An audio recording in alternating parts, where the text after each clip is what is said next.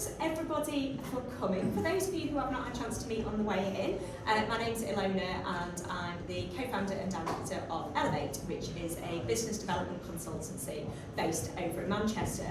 But my roots are absolutely Yorkshire. I grew up in Sheffield, studied there, and my husband, who's on filming duty today, and I actually ran a tech company based out of Sheffield for a few years. So it's actually really lovely that the first Elevate event outside of Manchester is coming back to Yorkshire talking about tech startups. So massive thanks to PHA for inviting me along to host this one. I'm going to let the panellists introduce themselves in turn in a moment, but as you are hopefully expecting, we have a split of PR and journalists, and what we're going to be talking about today is very much how to break through that noise, how to get your tech startup noticed.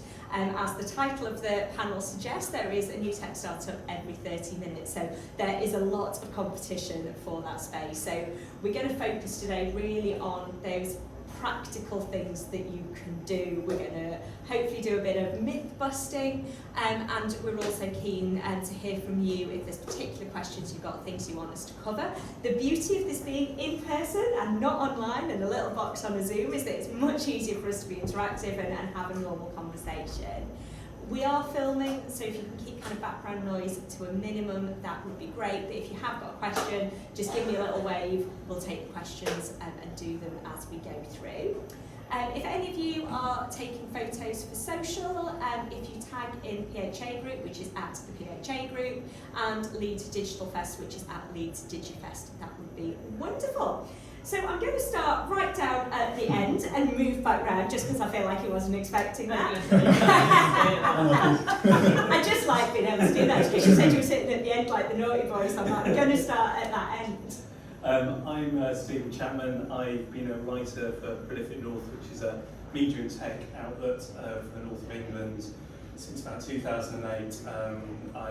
Prior to that, I was a broadcaster for ITV and BBC, producer and director, and I also sit in both camps because I also have a content production company, Media City. Wonderful. I'm Lizzie Murphy. I'm a journalist on the Yorkshire Post business desk, and I've been there for over 10 years on the business desk, and before that I was on news, so yeah, been there for quite a while. Wonderful. I'm Hannah. I am head of PHA North. So for those of you that don't know PHA, we're an independent PR agency who have recently expanded into the North, which is really exciting. So we opened our official kind of Northern Division at the beginning of August, and we're really, really pleased kind of how it's going and kind of obviously the interest that we've had so far. But to give you a bit of insight into PHA, the kind of background was that we're actually founded by a journalist, so obviously quite relevant in terms of today's conversation is that, you know, we're really, a lot of what we do is very nurtured around how do we make really engaging stories that we know media and readers are going to be really interested in. So yeah, that's me. Thanks, and I'm Ben. I'm head of tech PR at PHA, so I've been around for 8 years and I've run the tech department for 2 of those, and we work with fast-growing tech companies in all sectors, everything from fintech to sustainability to health tech to prop tech and everything in between really. So yeah, I'm very used to working with kind of founders and their marketing teams to get those tech companies noticed in the press, so hopefully we can give you some practical tips throughout the session. Incredible, and like, what a panel to be able to bring together. That kind of cross-pollination of skills I think is so important, and we joked about it a bit when we were prepping for this, about this kind of being seen to be this divide of like PR journalists, but as you can see actually there's movement between those industries and ultimately between PR journalists and kind of yourselves as tech founders. We all kind of want the same thing, which is to get that really great content out there that people want to read. So it should all feel like we're on one team, even if sometimes those bits that get screenshotted on LinkedIn and sent out perhaps suggest a little more of a divide than they might be. And one of the things we will cover is things not to say if you don't want to end up screenshotted on LinkedIn and shared out for people. I know we've got some great little stories there. But just want to start kind of right from the basics. If somebody is sitting there, they've got this new tech business, and as you alluded to, Ben, you know, tech is now so broad. You know, pretty much any sector now we can stick tech on the end of it, and there's an industry there and a fast-growing industry. What do you first want to do if you sit down and think, I want to get some press coverage, I need to write a press release? where do we start? So if we can kind of start with you, Ben, because I'm presuming this is a conversation that you will have with a lot of tech founders when they go, hey, get me coverage. Like, where does that start? Yeah, so I think one of the ways we can look at this is kind of to myth bust a few things about PR and what makes a story. I think if you're a tech founder, we look at something often that we kind of refer to as baby isn't beautiful syndrome. So you look at your own company and you think it's the best thing since sliced bread. You know, you think everyone should hear about it and learn about it and want to read about it. And actually, in reality, you've got, as I said in the intro to the event online, 20,000 companies are set up every year in the tech sector. That was the stat from last year. So you've got 20,000 other tech founders who are thinking the same thing. So I think you've got to think about what is your story first and foremost. How are you going to stand out from other people in your sector? What is it that you're doing differently to everyone else? How are you completely unique? And how can you turn that story into a narrative that people and your target audience, crucially, will want to consume and read about? So that might be you've recently got funding. You've recently been funded by a VC or privately. You might be at the seed stage or Series A, Series B or something like that. And you can use that funding story to perhaps go to a tech journalist that you follow on Twitter that you think might be interested in that and tell that story as a kind of launch moment for your business. Another way of doing it might be thinking, okay, how did I come up with the idea for my business? Was it a light bulb moment that really, sprung this into life and made me think, okay, I need to fill a gap in the market here or solve a problem that is a big issue for businesses or consumers in the modern world. So there's a couple of ways there. You might have a news story to announce, or you might have a personal light bulb moment or motivation that brought you to where you are today. So there's a couple of ways that you can start to think about how you tell your story. Brilliant, and I love just how many times you said the word story there. That we kind of forget, don't we, that we kind of think it's a press release or that, and actually it is. It's about telling that story. And the other thing you mentioned there that I think is really critical, and I'm going to ask Hannah to pick up on a little bit, is that critically for your target audience, because it's so easy when we're caught up in running our own businesses, we know what we do, we know the stuff that we want to shout about, and we kind of forget that there's an audience on the other side. So how do you kind of advise somebody to kind of work out A, who that target audience is, and B, how do I make that narrative and that story pique the interest of the right people?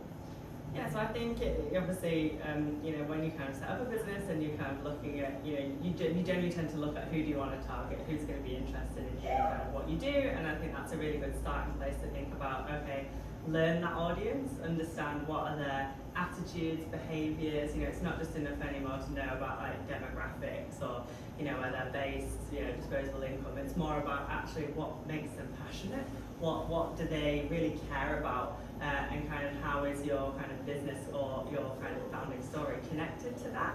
And I think another really good way, just kind of build on what Ben was saying, is to kind of connect with that audience. But if you're kind of a founder of that business, use yourself as a voice for it. So if you might not have any news or particular things that you want to kind of that you're able to kind of talk about from a kind of launch point of view, but you as yourself is actually a really good vehicle to tell a story. Think about your own passions, your own opinions, and make them different. Don't be afraid to be a bit bold and a bit different. You've done something incredible. You founded a business that has got a really nice story to tell. But I think some of the best projects or most rewarding projects that I've worked on has been with founders of challenger brands who've got these great opinions and great aspects and views on different areas, and there's nothing more satisfying than being able to place a really nice piece of coverage, whether that be kind of online, print, or even broadcast, and watch them really bring that to life because they're genuinely really passionate about it and people want to hear that, and that's how an audience connects with you as well, because they see a bit of a face behind the business versus just kind of the platform and the services that you provide. Brilliant, and I think it is so easy, isn't it, when we talk about tech businesses, that it's still people. It's people who founded the business, it's people who you're serving, even if you're a B2B tech company, it's still all people, and that is what we kind of want to connect into. So coming to kind of the journalist end of the panel, because we have split you out here, we've kind of heard from them from the PR story about those conversations that they're having with kind of tech companies and founders about telling those narratives. Are there any kinds of basics that you would want to say to people, either who work in PR and are working with you, or companies who are going to approach journalists directly? What are the kind of starting points that you're like, this is what I would like to see from you? So the first thing, the very first thing I'd say is know the publication that you're wanting to get into. So, for example, if it was the Yorkshire Post, you'd look at the website, you'd get the paper for like a week, 2 weeks, and you'd look at the sorts of stories that we cover, and the sorts of features that we kind of have, because even if you haven't got a particularly strong story at the moment and there isn't anything you kind of think, oh, that's the story I want to get out at the moment, even if you're just wanting to get your name in the paper, we have, and other publications will have regular features where you can contribute to them. So that would be like a Q&A, so just kind of a generic Q&A. We have another one called My Passion, which is kind of something away from your business, but it's kind of shows you in a kind of different light. We've had some great ones from that. We've had someone who was a lawyer who was in Imam. We've had a lady who I think she worked for a tech company, and she makes like lots of little doll kind of toys for dolls' houses in her spare time. Mad. So it doesn't all have to be golf and football. And then we also have opinion pieces. So if there's like something you feel strongly about in your industry, then we have a vehicle for that. So I'd say, equally, if you're taking on new staff, like we also have like little snippets which like mention that you've taken on. We have dedicated sections for those things. So I'd say definitely kind of look at the publication you're trying to get into and see where the slots are that you might be able to fill, because we are always looking for people and stories to kind of fill those slots as well. Yeah, so it's not just about the news. I was going to add to that as well. You mentioned kind of the op-eds and the bylines that people can contribute. It's a really big part of PR is educating an audience. So you're telling someone something they don't know already, and you're trying to come across as an expert, as an authority in your sector, and that's a really good way of building trust, credibility, and getting that target audience to buy into you as an individual, as Hannah was saying. So I think it is not all about just getting an interview or getting a news story out there. There are so many online sites that we can talk about in a minute that offer the platform for founders, directors, CTOs, CFOs, any leader in your business to put across an opinion or an expert comment or a thought or comment on a big news item that might be breaking. You might be an energy company. At the moment, you look at everything that's been going on in that sector with the gas prices, and all these consumers are so worried. If you're a consumer champion in the energy space at the moment, the opportunity for you to go out there to a Sky News or a mainstream media outlet and be the voice of reason. And you have Martin Lewis all over the news. He's the one who's taking that consumer champion role at the moment. But there's opportunities there for businesses who are much smaller, and it comes back to another PR myth, which is that if you're a small company, you can't compete with bigger companies in the press. You absolutely can. If you've got a strong opinion or some great data or a brilliant insight that you can add to a mainstream media debate, like this energy crisis, there's ways that you can use both PR agencies but also journalist contacts of your own to go and get out there and get your opinions noticed and heard. So I think, Lizzie's point about having multiple platforms, not just in the regional media but also across the broader tech spectrum, is something to definitely take away from the session as well.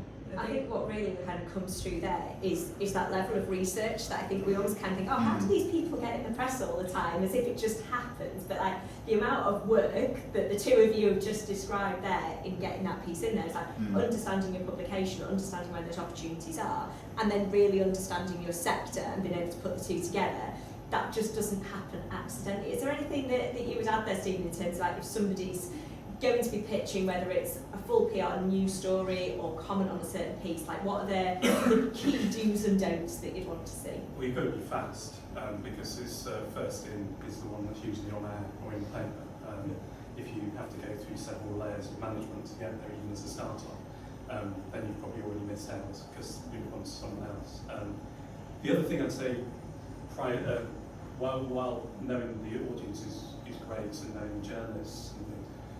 One thing from the PR side, it's great to have that story out there, but you've also got to remember that once the story is given to the journalist or the interview has been done, while it is your story, you're no longer telling it. So you've just got to be aware and be, I suppose, almost in a way courageous in that jump, because while I'm supporting you and being nice to you and I will help you as a startup, there is also a story I'm trying to tell, and it might not necessarily be the story you're trying to tell, because I might have seen something else in there. So however much hard work you do beforehand, that's also got to be borne in mind that once the story is out there, it's got another life. It's not just limited to what's on that press release there. And unfortunately, I'm afraid, sometimes press releases hide the actual story in like small print at the ends, and it might be so-and-so is investing so much here, and closing their leads offers. So it's our job to find the I say truth, but I mean it's one of those loaded words at the moment, isn't it? It's our job to try and find the balance, but also we're not here purely as an extension of your marketing team. We will help where we can because we want to support. We're business to business through Prolific North, but we do get untruths sometimes, or we do get pushed sometimes, and it's our job to note those and I think out that's as a well. really good point. We do a lot as kind of like PRs, kind of advising clients that you can't control it. So it's kind of like, yes, you can guide the narrative and you can kind of give the key messages that you want to give, but everything we do from that point of view is earned, and because it is earned, it's so valuable because it's not kind of a paid for ad. When people are reading it, they're taking it in, and people trust it, and it's credible. But once it's there and once it's in the hands of kind of editors and journalists, then that's kind of like it's out of our control in a way. And as Steve said, I think that's having the courage to do that, because when it works really well. I think it's probably a really good point as well, to just recognise how important regional journalism is, particularly at the moment. You kind of said about truth being a loaded word. It's like, what world do we live in where truth is a loaded word? Like, that's crazy. But over the last few years, you do see, particular outlets, particularly whether that's social media or it's news outlets, that it no longer necessarily has that trusted brand to it. And I think definitely, we've seen it across Greater Manchester, and I've seen it kind of across kind of Yorkshire and North. Like, actually, it is, those journalists, really putting their neck on the line to uncover what's underneath those stories. And I think, as a founder and as a company, you might kind of think, like, I want the big national brands to cover my story, and I want this. But actually, when you talk to people about who are the journalists that you trust, who are the publications that you're like, actually, this is why I read them. More often than not, it is those local journalists that are much closer to the story and are constantly fighting to keep that integrity in the news. So absolutely, I think like the work that your sector's doing at the moment is just incredible. Yeah, and I think to build on that from that point of view is that when we look at like how the media landscape's changed over like the last year, or how people kind of reacted to the pandemic, I think I was reading into like some similar web stats basically on kind of in terms of visits and things, and basically readership of regional titles were up 40% in like March last year, and I think people really underestimate that sometimes. As Elena said, they kind of think, oh, well, it's not the Daily Mail or whatever, it's this and this, but actually people underestimate the power that kind of a regional story can have, and particularly when you think about a digital footprint as well. So now I was looking last night on the old Caribbean Post kind of online, they have a domain authority of 76%, that's really strong, from kind of, so if you get a piece on there, or you mentioned on there, or there's a kind of link inclusion or whatever, then that's also going to do wonders from an organic search point of view as well. So I think people really do sometimes underestimate the value that that kind of absolutely, that print digital as well sometimes. That I saw someone tweeted a while ago, it's like, the only reason you want it in print is so you can cut it out and send it to your mum. Yeah. That's actually what you want to do with that, because no one else is going to see it. If they didn't buy the paper that day, it's like actually having that digital side as well as what goes on in print. Just on the region, I was going to say, can we also mention broadcast as well, particularly here, when the BBC came on to Manchester, for example, and suddenly loads of Northwest companies started appearing on 5 Live, and then there's stuff on BBC Breakfast. We've got Channel 4 around the corner. They are the young brands, not that young anymore, but their news will be pushing the tech. So if you've got a tech company in a space where you see a news story coming on, then don't forget that you've got a bunch of journalists sitting around the corner from you thinking, how can I make this different? And also the pressure from upstairs saying, let's show that we cover Yorkshire, we're not just a London-based thing. So I think is that kind of, you've got a national space here in absolutely, that national footprint is becoming, like, I'm not going to pretend that like broadcast is not so London-centric, because of course it is, but that national footprint now compared to a few years ago is huge. I was going to add as well that if you look at brands who have launched regionally and create a national presence, if you look at Purple Bricks, for example, in the property sector, those of you who follow the property sector closely will know that they were the first to bring this hybrid estate agency model to the market, so combining the high street agent with an online portal. This has since been copied by almost every prop tech startup, and they've had some negative press out in Australia and other countries, but they did very well to begin with in the UK. And we launched them in 2014, did so regionally though, so they started off in Meridian region, so it was very much about getting local regional press for their local property experts in that region. And then we did it in London, then we moved to kind of the north, then we did kind of East Anglia and all that type of thing, and down in the southwest. So combined, those regional launch moments created a national story for the brand. They weren't in a position as a business that they could go and launch nationally because they were only really physically present in 1 or 2 regions at any time. But after 6 months of launching regionally, they were suddenly kind of had that national footprint. And so the power of using local launch stories, like anyone who's based up here in this room, you might be able to look at a local lead story and then maybe give someone like Stephen or Lizzie an indication that you're soon to be launching in another region, and then you can brief, and that can be part of the growth story, and you can brief another journalist in another region, and you're coming to that region very, very soon. So there's ways of creating momentum around those regional launches as well, which Purple Bridge now look back and think they're the biggest company in the prop tech space, arguably. It's a good tactic. Yeah, no, really interesting tactic there. So we've kind of skirted around, but not directly referenced the fact that we are just coming out of the pandemic. You know, that whole landscape has changed, and Hannah, you mentioned kind of a couple of stats there.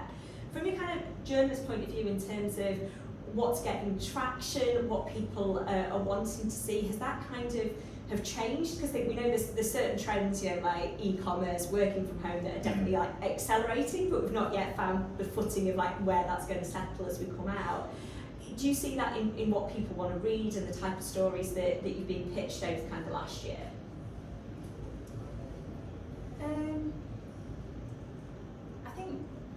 I think there's always going to be kind of trends and things that people want to read about. Green and kind of sustainability, that's kind of come massively to the fore now.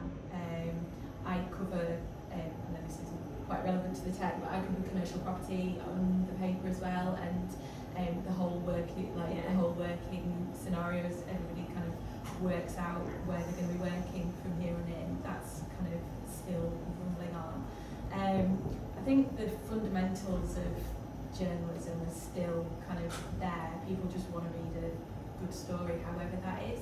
And I guess one of the things that has come through the pandemic is people pivoting. So that has been kind of quite a strong thing that's come through. And from telling a personal story point of view, we've had a lot of those.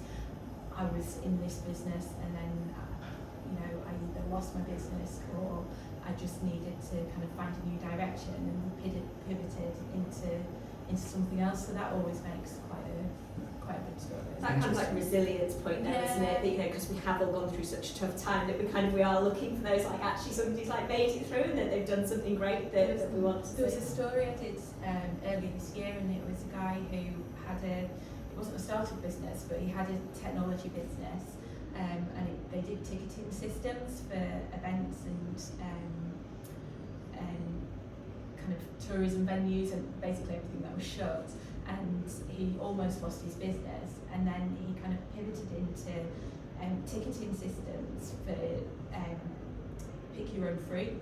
he just found this like niche and he started off with like his local one, and then more and more came, and he ended up like tripling his turnover by just like moving into a slightly different direction, and that makes. But he also had a really interesting backstory, which started when he threw a glass of red wine over his old boss and then vowed never to work for anyone else ever again. And it, like all these things combined just made like a really good It's story. that power of the story Yeah. there, isn't it? Like so many hooks that will get you interested in that. And I think you're right that, you know, whilst the world's changed, like we still just want that good story. Sorry, Ben, you were. I was just going to say, interesting, there's a couple of stats that are worth mentioning. PR Week did a survey on the type of story that has gained traction in the last 12 months. And interestingly, I think it was 42 or 43% of news stories were surrounding issues to do with social justice or well-being or mental health or crucially sustainability and climate. So if you look at how you should be aligning your brand with those key issues to get into the press, you're looking at nearly half of stories covering those topics almost exclusively in the mainstream media. And that was a survey done across kind of mainstream business, tech and national press and broadcast media over the last 12 months. So look, I think we've got Tread in the room somewhere. Tread. Yeah, so for example, you look at your bit, what you're doing and bringing to the market. I wouldn't be surprised if, you know, a Sifted or a Business Insider or someone would probably respond extremely well to someone like you guys, given the sector you're operating in and this kind of social good that you're trying to bring. So it's interesting to look at how you can align your brand with those topics, but it also has to be authentic. You'll be called out by a journalist if you try and claim you're doing something sustainable or ethical or you know promoting racial equality, and then they look at your business leadership team and your 5 white middle-aged mates, and actually it doesn't back up what you're saying you're doing as a business. And so you've got to be credible and I guess authentic with all the claims that you're making, despite them being, of course, big selling points in the media. Absolutely, because we know Steve was digging for that real story, so like he's 100% going to be like, just going to search your about page on your website. Do you find those kind of things there? And I'm going to ask you for a few more if you kind of definitely don't do these things, but I'm presuming that kind of trying to put a gloss on stuff and get into those good news stories when it's not backed up must be like pretty high up the list of like just don't do it. Yeah, I mean we're not evil. It's not. It's more that we like as a journalist you like to have justification for the words that you're reading. So for Prolific North we don't do percentage increase stories anymore because. What's the point in telling me that your turnover has increased 60% if you're not telling me the base figure? It could have been £1 last year. So and people are getting really cross about that. But so, well, if I don't know a figure, what's the percentage increase on that? And so I need to have, it's just chatting and you knowing me and me knowing you in a way that we can kind of talk through it. There might be a reason for it. But there's also the job at, we get lots of jobs and people saying, oh, so we've employed so-and-so who's spent X many years here, Y many years there, and there's LinkedIn nowadays. So I can tell that was a work placement position that they had at Coronation Street. So it's I really want that to be true. Yeah. I'm hoping that was not plucked at random. Sadly, that was a head of broadcast for a PR agency.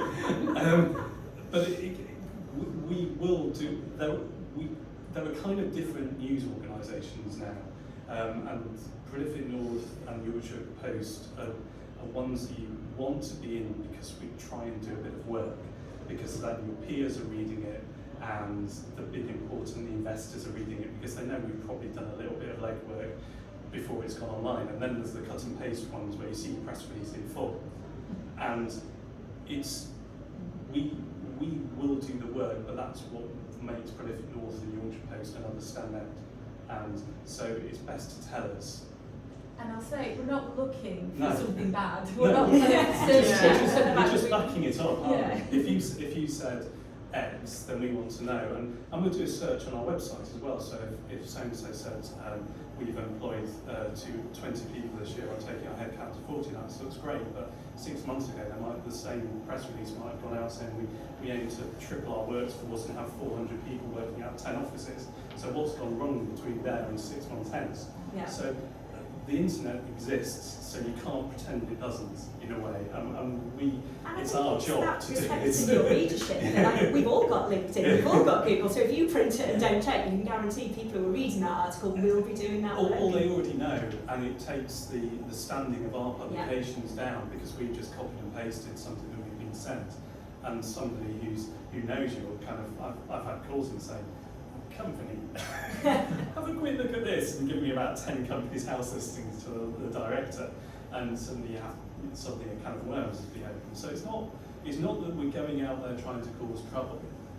We try and deal as fairly as we can, because that, as a journalist, that's our job, and it's not a fight. It's not them and us, because sometimes a press office or a PR agency will phone us up and say, look, we've got this for you.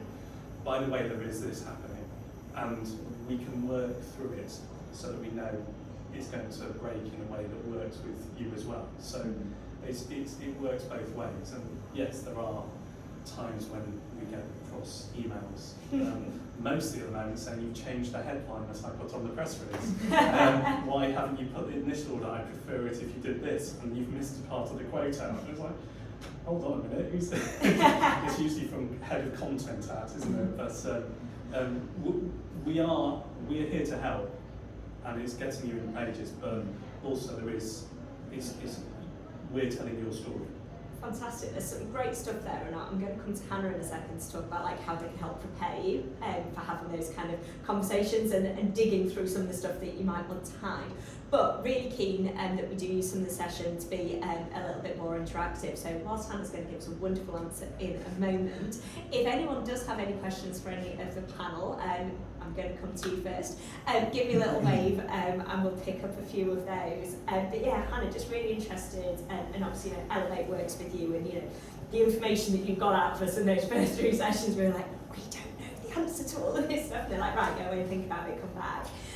How important are those kind of like those immersion sessions that you do, that you really understand everything, so that you're not putting out something and there's something that you didn't know about in there?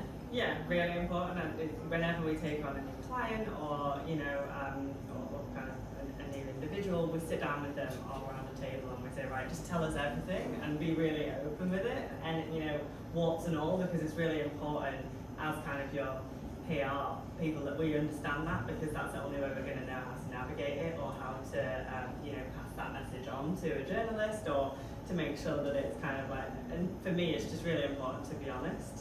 If you try and hide it, they'll find it, or it's just not worth it. So from our point of view, that's kind of up to us to think about, right, okay, that's happened, how do we navigate that, what's the strategic way to communicate that? And I think just kind of pulling up from what Stephen said, I think LinkedIn people really underestimate the value of that as well. I think if you're a founder of a business, LinkedIn is really important for you, because if we're trying to sell you into journalists, or trying to land an opinion piece, then you will search them on LinkedIn, because you'll want to know kind of like, okay, is that really genuinely their opinion? Have they talked about it across their kind of LinkedIn feed, or are they engaging in various things? What's their history?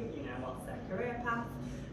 So really don't underestimate kind of how important that is, to make sure you've A, got a presence on there, or B, everything's tidy and up to date and it is as it should be on there. I think that's a really important vehicle that people don't make the most of as well, certainly as a startup. Definitely, yeah, like huge fans of LinkedIn. As you say, like a lot of that is just doing your homework, like getting all of that stuff in. Yeah. But we do have a question from the audience. If you want to let us know where you're from first, that would be amazing. So my name's Alex. I run a tech startup called Data City. I'm also involved in another one, which is just a crypto startup in a $100 million issue next month. And I used to run agencies, so I could have been more exemplary. PR's been my sort of bit I've never properly engaged with, apart from a lot of marketing in my career. I've got 2 questions. So the first is, will turnover stories for bootstrapped tech startups ever get the coverage that investment does? So this business I invested in to get it going, we pitched VCs, and in the end we felt we weren't what they were looking for, because we were not prepared to give away as much of the company as they would want, and not as financially dependent on them as they would like us to be, because of the risk of it. So I stopped pitching them and learned more than I was pitching for in 3 months by just selling stuff. that feels to me like a real business, but I just think it just doesn't make Fab. So that- we'll start with that it's first personal, question. yeah. I'll come back to you for the second. So obviously a very personal story there, Well, but explain is what's there... the difference between bootstrapped? No, I mean as like you have a personal experience Yeah. there, but it is a very broad thing that, you know, you do absolutely, you see those investment stories, and I imagine a lot of that is because the investment companies have really strong PR relationships and they're good at getting those stories out. So coming to our kind of our journalists first, do you think there is that kind of bias towards telling an investment story over a bootstrapped one? Is it that you just don't get pitched as many? Don't get pitched as many. And, Yeah, and also and I the think millions it's- is a shiny figure, isn't it? Yeah. And the other thing is, quite often it's because they don't want to put figures in. It's Yeah. like you said, it's like, oh, we've like driven turnover up by 200%, but or whatever I was percentage it judging is. the technical ones yesterday. Yeah. So again, that was very frustrating. Yeah. Lots of percentages in there. You just can't, As you long can't as- judge them. You just go, well, you know, As Yeah. long is as that they've got- £1 to £2, or is that 1 million to? I think if you've got strong figures in there, or you've got some strong stats or facts or something that we can kind of get our teeth into, then it's good. I think there's going to be a case of boredom with investment stories relatively soon, because there are so many of them, and we kind of need to follow them through, because there was a stage of loads of big investments like 10 years ago, and there were lots of companies that got their investments that aren't here anymore. Yeah. What happened to the investment? So I don't think there's a problem with that story at all, and I don't. It's more the case that it's probably not being shouted at or given to us for us to notice. Stephen, what are your thoughts on, I'm referring to people off the record, so you can often give journalists something that isn't going to be published, but it gives them the background they need to make an informed decision about how credible this is. I mean, would you ever take a story off the record or figures like this off the record that he didn't want published, but it would give you the confidence that it was actually a business that was growing in the right direction, and you could find many different ways of positioning it? Providing the story wasn't entirely based around figures, because otherwise it's very much you've got to trust the company, and you've got to trust me, and you've got to trust the PR person who told me the thing off the record. So there's a lot of trust going on there, which is a bit difficult, isn't it? I think you need to have something solid to go on. That you can give me an off the record saying this is what's going to happen coming up, or Yeah, we're happy with off-the-record guidance. It just Yeah. needs to not take away from the story. Yeah. And like I say, that comes to that kind of that trusted relationship there.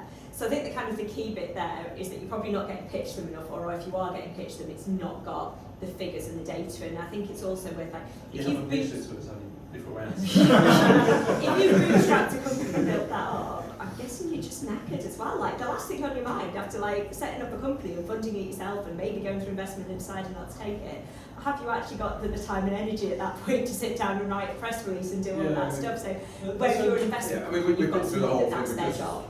I mean, we went through, basically we grew through that period, and now we're just about to close. I mean, for your point of view, there's quite a nice feature in there, because maybe not every, but quite a lot of startups are thinking, how can I get investment? And yours is a very good feature from what we tried. Didn't work, but we've done this instead. And just to say, when we talk about having different opinions and passions as well, that's a really nice story to tell from like you or whoever is kind of the figurehead of the I've got a business. sort of fledgling idea that there's a third way, which is sort of an investment light, which is, so we've just about to close a relatively modest amount of investment now for the stage of business. It's enough to supercharge us, but it's not your multi-billion Series A story. And I do actually think there's quite, I would advocate start founders to perhaps explore that minimum viable investment model, Yeah. you know, rather than going for the superstar crazy valuation stuff. Which is, Absolutely, and I think it sounds like there's definitely a great story for you to be pitching here and grabbing after the event. Does anyone else have any questions at the back? Yeah? Morning, my name's Phil. I run Audacia, a software company, which I'm a corner in Leeds. My question is, it's interesting to how people answer this. Should people who are telling the story have a relationship with journalists? Because it's interesting that everyone's saying you've got to know what the story is to be able to tell it to journalists, but we're always doing it by proxy. And is that the best way? I'm not saying it shouldn't use PR companies. I'm So just saying, is should there you a also- value should you in also a have a direct relationship? company to journalist, perhaps, It's a good as story. well Well, as... cut out. No, no, Yeah, So I'm going to but cut if you're PR tell out of the stories, answer for Yeah, now. please do. Journalists, Is there that value in having that direct, perhaps as well as the PR relationship? Is it worth, as a tech founder, getting those personal It's relationships in there? amazing for us because you haven't been media trained. And that's a nightmare. Yeah, it's good. No, but I would say, yeah, it's always good as long as it's kind of in the right. And it's really interesting actually, because we do work with, so one of my clients is a home cover policy company, and we actually have shared contacts, so it does work. So he has a really good contact, a personal relationship with a guy at Sky News, and he will often just ring him direct, and that works, because it's like, we've got the relationship, but we just help him shape the story so that it's, there and messages are right and it's kind of what he wants to say. But he kind of manages those conversations himself, so the two can work hand in hand. And I actually think it's very powerful coming from, people. I think it really It is takes nice that having that person relationship. point. Yeah. That, as good as your story is and as good as your business might be, like, if we like the person and we know the person, like that's just got to help, hasn't it, for kind of everyone who's Plus there involved. are bad PR agencies, so you probably have received horrific pictures, I'm sure. Yeah, there's bad PR agencies, but also people are really bad at talking to the press and need the PR agency in the middle as well. So it kind of goes both ways. What is a bad PR agency? We're not going to name and shame. We're going to end on this. So we've only got a minute to close off. So I'm actually going to take that as our final bit. Horror stories. So what is like the one worst thing that you could do that you've either seen, or as a kind of a general trend that if you go like, just never ever do this, what would it be? And I'm going to start with you, Ben. What's the big no-no? For me, it comes back to the point that start knowing the journalists and their beat before you even try and reach out to them. Like you've seen or heard horror stories with journalists going on Twitter and saying, I'm a political editor who's been pitched a funding story by a founder, or I'm an environment editor and I've just been pitched, like a fintech story or something like that. And I think if the worst thing that you can do as a founder or a marketing person or as a PR person or exec is to just take this kind of one-size-fits-all mass market push to any journalist that will listen to you. Because it's about understanding the beat that they operate in, understanding what they want to receive, and doing your research on them before you even think about reaching out. I think the horror stories you see from those big journalists at the BBC, FT, Sifted, TechCrunch, who are very vocal if they receive a bad pitch. Usually centres around this person hasn't done their research into me, and they will name and shame the company and they will name and shame the agency. So we've seen quite a lot of that across Twitter in the last 12 months. So do your research, right pitch, right person. Hannah, horror story? I was thinking kind of on that, mine would probably be, although you are very passionate about a topic and don't like that overtake kind of the bigger picture, kind of look at what other conversations, and it probably builds on it when you do your research, kind of understand what people do find interesting, because just because you find it interesting doesn't mean that everybody else will, and quite often that's the not so nice part of our job, having to be like, okay, that's great, we know you're really excited about it, but everybody else is, or it's not going to make a media story. Quite often we have to be quite honest and transparent in that, and that's important because it's part of our job and it's kind of the landscape that we know. But to just, the best people to work with are people that are self-aware of that, and quite often I'm like, well, I know I'm really passionate about it, but is there something we can do or not, or just kind of look at that bigger picture thinking of it as well. It comes back to that point we raised right at the beginning, doesn't it? That baby isn't beautiful, but it's like, just because you think it's the most amazing thing in the world, fab, take a little step back and see what people think. Lizzie? One thing that was probably relevant in this room is don't use jargon, like when you're trying to pitch something, because I'm not going to understand it. Anyway, basically you need to keep the pitch concise, to the point, simple language, and it just needs to be something that a layperson, particularly for like a regional publication, we don't have, like, we've got all sorts of people reading the paper. My grandma reads the paper and she's not going to know what, she likes to read my stuff and she doesn't know what the half the tech jargon is. Do you have any rules on how long an email should be? I would say a few paragraphs, depending on what you're pitching, a few paragraphs, or if it's just a few paragraphs, I'd say. If you were writing a press release, I'd say no more than one side of A4. the equivalent of no more Yeah. than one side of A4. You need to grab us in the headline and the first paragraph of your email. Start with what is the point you're trying to get across, and what is the key facts basically. Don't start with I started this company and don't go through your life story, because I'm not going to get to the bottom of that. So it's really that just concise, no jargon, make it easy to read. And I think sometimes we all fall into that trap, don't we? That if it's long and interesting and uses really intelligent words, it'll sound great, but you're just going to kind of lose your audience. Yeah. So final point from you then, Stephen, before we close off for the morning. I think it is stepping out of your own bubble. You know the company extremely well. We don't necessarily. So it's, as everybody else has said, you need to almost have someone outside the organisation looking in. Don't force the fact that you need to have all these technical terms in there, because we don't care in a way. We will probably have 200 emails a day, and that first paragraph, that subject title, is the one that's going to sell your story more than the press release within. Because I don't know whether you're spamming me or not yet, because I don't know who you are, and that is key. You just need to say, this is who I am, I've got a story about blah blah blah, and that's kind of your It's introduction. irrelevant as well, isn't it? Because I don't know, if I have to go on your website to find out you're from Yorkshire or from Lancashire or from where, then you've missed the point in a way, because it's all about knowing your audience. Yeah. So if it's got tech and it's got the region in there, then suddenly our interest is piqued as well. I've got phone calls. Do you pick up the phone to startups? People don't have my number. Fantastic. So I'm going to draw the panel discussion to a close there. But I'm sure all of our panellists here today are happy to have a little chat with you afterwards. We do still have a lot of pastries over on this side, so do feel free to grab those bits if anyone needs to get off and do your actual day jobs running companies. We will not be offended if you make a dash straight for the door. So just wanted to say a huge thank you to Zeal actually for hosting us today in their beautiful offices.